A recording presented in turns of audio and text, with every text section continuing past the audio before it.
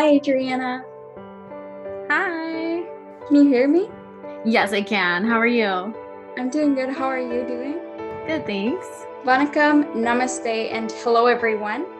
Welcome back to the second episode of Inside the Minds of Great Yogis. My name is Swathi and today I'll be your host. Today we have a very special guest for you guys, and without further ado, let's get started. To start off, she's a Las Vegas-born yoga teacher and yoga teacher trainer. She's all about self-discovery and empowerment through yoga. She teaches her students how to breathe, how to feel, and how to get acquainted with their bodies. As a teacher, she breaks down big concepts and complicated poses into bite-sized pieces and to make them more accessible.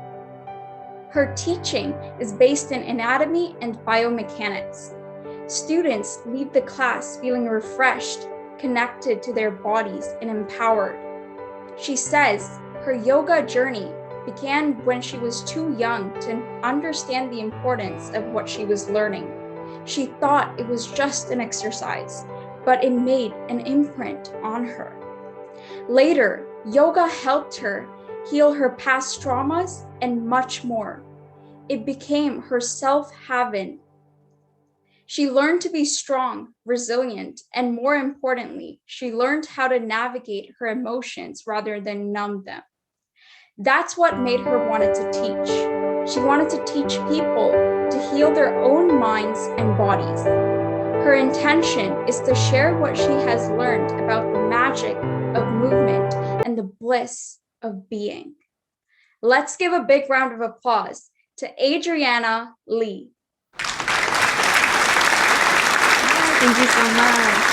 Hi, Adriana. Thank you so much for joining us. How are you doing? I'm great, thank you. How are you? I'm doing good. I'm so happy to see you and meet you. So, Me too. yeah, Thanks so much for having me on. anytime. To start off, tell me, what was about yoga that struck out to you? It's hard to say because I started it when I was really young and I honestly really didn't know what I was doing. But I was in a children's theater group and I learned they did sun salutations as part of the warm-up.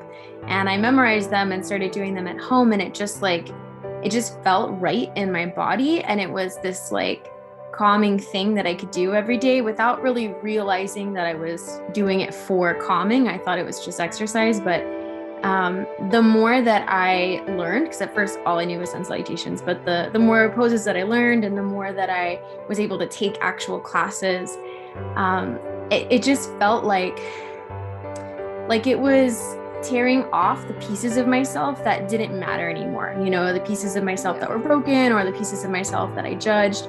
It was like, yeah, really healing. That is so beautiful to hear that alone, just, that growth period, and, to see that transformation through yoga. That's amazing. My next question for you is, what has yoga done for you as a person? How did you evolve? How did you come together? It honestly, it helped me to heal. Like I said, just, tearing off those layers, but when I was younger, I struggled with eating disorders and I had some trauma that I hadn't processed. And yoga really gave me the space to heal in a way that was not intimidating. And, it didn't feel like I was being told what to do or being told that I needed to be fixed or anything like that. I was just going in just like everyone else and learning how to breathe. And it taught me how to feel, to be totally honest. With eating disorders and with trauma and all kinds of other things, we begin to numb out. And we stop being able to feel like the way that we breathe, the way that our bodies move, all of these important things. And through the practice, I was able to start feeling my own body again so that I could listen to what I actually needed. And it also taught me patience and forgiveness and kindness and all of these really important things. Wow. That's just amazing alone. Breath work and, that healing aspect about yoga is truly calming and, empowering many of us here.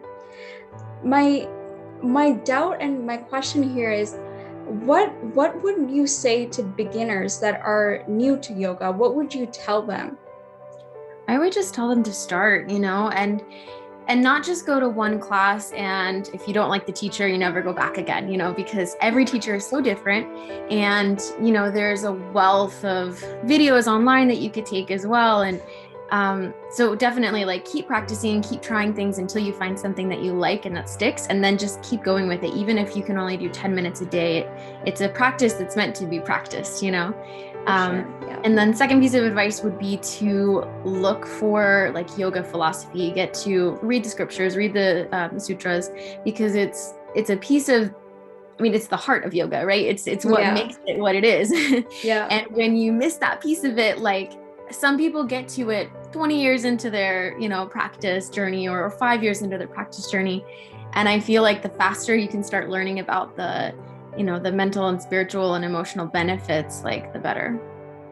That's true. I agree.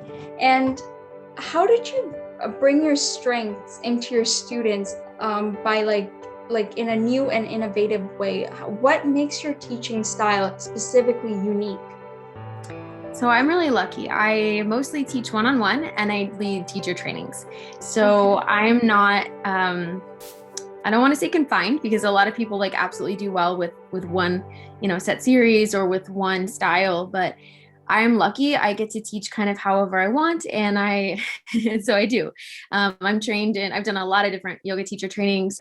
I've practiced a lot of different styles, and I've also done trainings like mobility trainings and Pilates trainings and different things. So I'm able to take everything that I've learned from all of these different styles, and especially with my one-on-one clients, I get to decide what I think will actually help them. And it's not a one-size-fits-all approach. It's very specific to their needs. So I think I'm lucky in that way. You definitely are. And to all the viewers that are watching this, Adriana is actually on Instagram.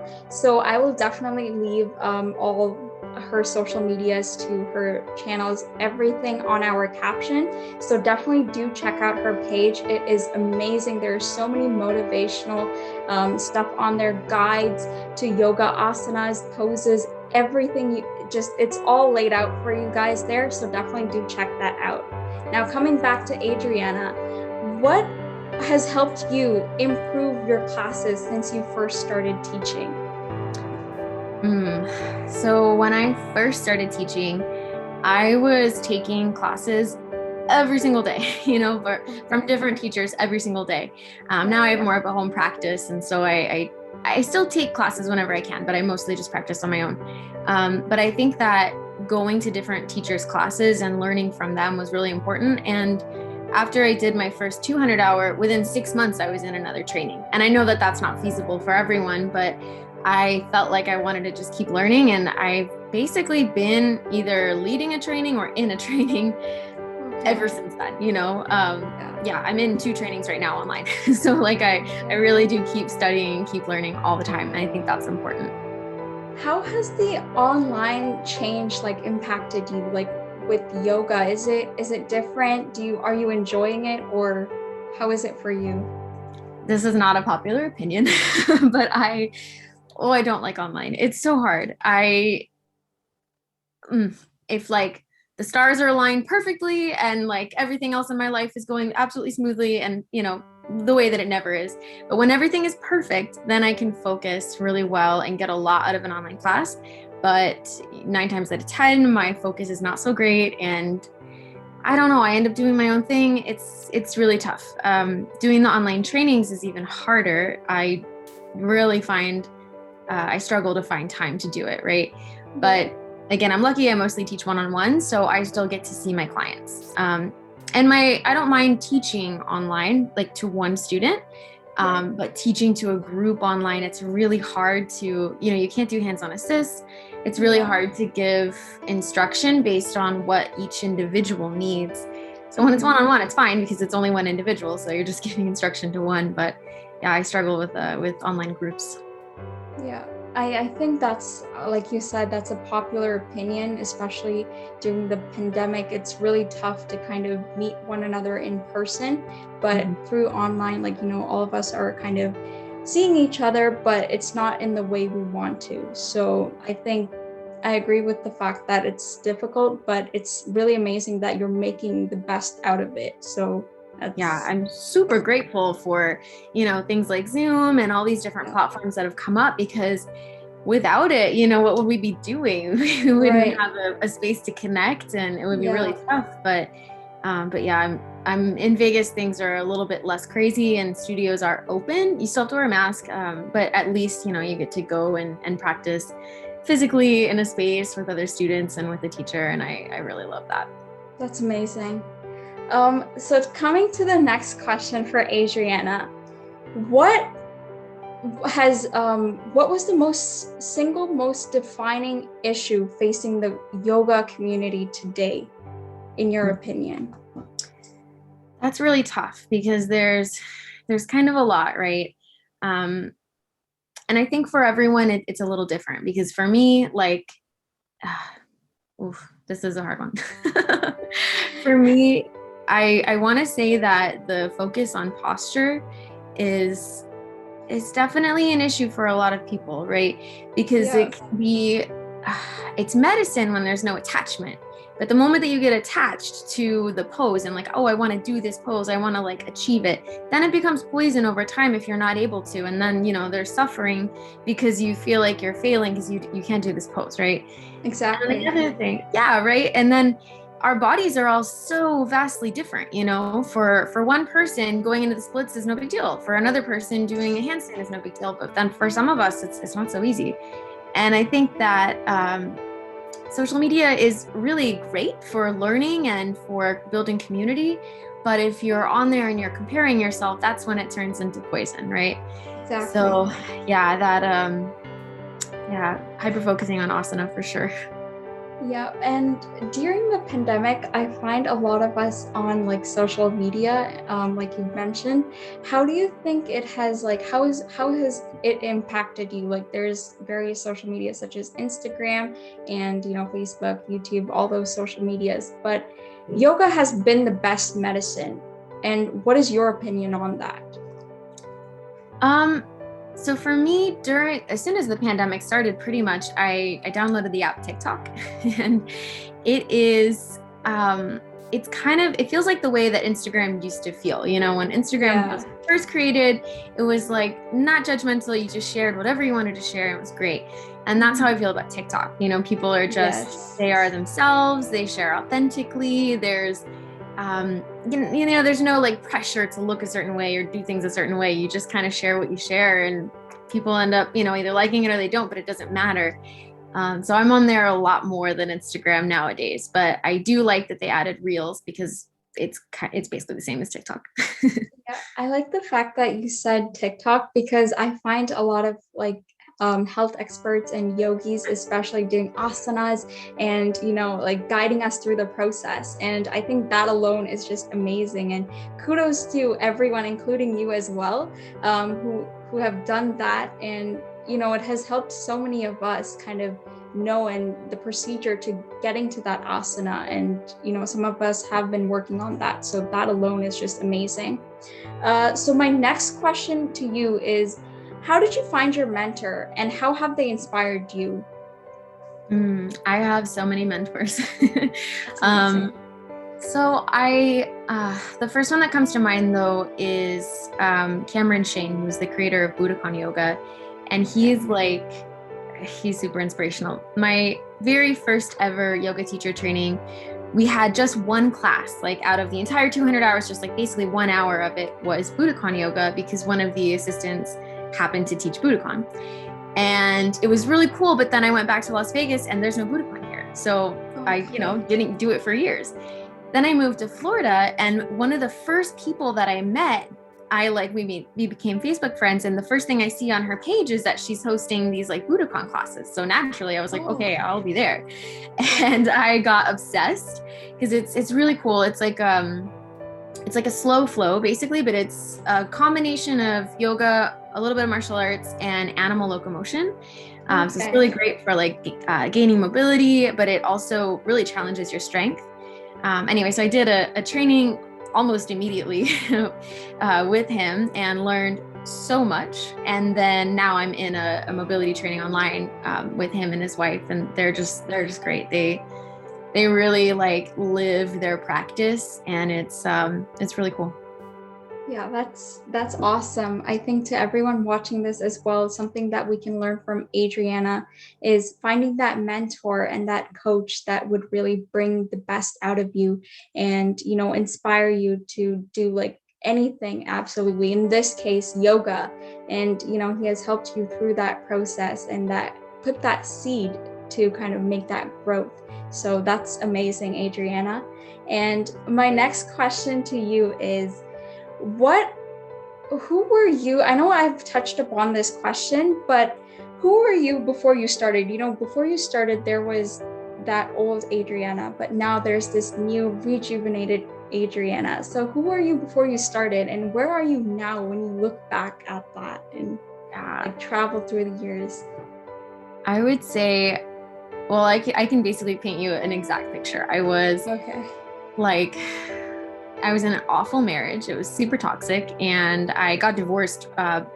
So I can't say before yoga because I did practice yoga when I was a kid, but before I decided to choose to become a teacher and really dive in, that's when I was in this awful marriage and I was practicing yoga. It was literally the one place that I really felt safe and I could be myself, and I cried in Shavasana almost every time. And I started chanting specifically to Ganesha, and it just began to open up my heart so much more. And I think that is what pushed me out of this awful marriage. But the other thing is I was also working in hotels, and I was fine at it. I could see a future for myself, but I wasn't excited about the future. I had dropped out of college because I was going to school for hotels, and it was I could just work in hotels. I don't really need college for this, Yeah. And I swear it's have you ever heard of the book, The Big Leap by Gay Hendricks? No idea. Okay, well, someday read it. I'll look into it. Yeah, sure. Definitely. If you have time, it's a great one. But he talks about how we have these different zones, right? Zone of incompetence, zone of competence, zone of excellence, and zone of genius. And within the hotel world, I really was very good at my job, and I was young, but I was moving up, and that I would call that my zone of excellence, but it was never a place that I was going to find real happiness and real fulfillment. And that's where I am with yoga. I would call that my zone of genius.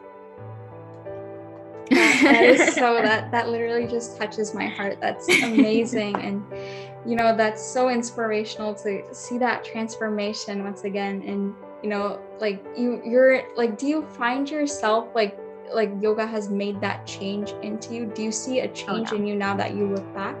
Yeah, absolutely. I mean, of course it teaches you so much, but it's taught me about when I'm not being authentic and when I'm, just people pleasing or whatever the case may be. It's given me the strength to create solid boundaries within my life, but also the inspiration to also take a lot of time for myself and have a self-care practice and continue my yoga and meditation practice. And so, yeah. That's awesome. So now I have some hot yoga questions for you. Okay. And to start off, imagine you're on the cover of a yoga journal. What pose would you strike? Ooh, that's hard. My ego wants to say something like a handstand or an arm balance, but probably maybe something more simple, like a crescent lunge or something like that. That's pretty cool. I'll definitely look into everyone. Make sure we look out for Adriana's cover journal when it comes out. I hope it does, so we can all check it out and be like, Adriana was in this podcast. I would love to see that, Adriana. And I love that. Thank you.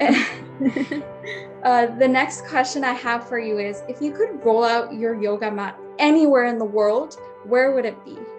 India, of course. India. I love that. Yeah, that's the motherland. Yeah, I have to. And I feel like I might know the answer to this question. Definitely don't come at me, but I'm still going to ask you. I know I asked this question last time too, but I'm going to ask you this question. Do you prefer highlights or yoga? Oh, yoga. Sure, yeah. Yeah. And lastly, let's say you were to do yoga with a celebrity. anyone. It could be anyone. Who would you choose and why? Oh man, probably, that's tough. Probably Rachel Brathen. She's been like a huge inspiration forever. Yeah. Okay, that's pretty cool. And we've come to the end. And Adriana, thank you for being with us on our second episode. We really appreciate you giving us your valuable time for us, and we hope to speak to you again. And I would like to thank everyone for tuning in our second episode of Inside the Minds of Great Yogis. And until next time, I'll see you guys later. Bye, everyone. Thank you so much. Thank you, Adriana. Thank you. This is great.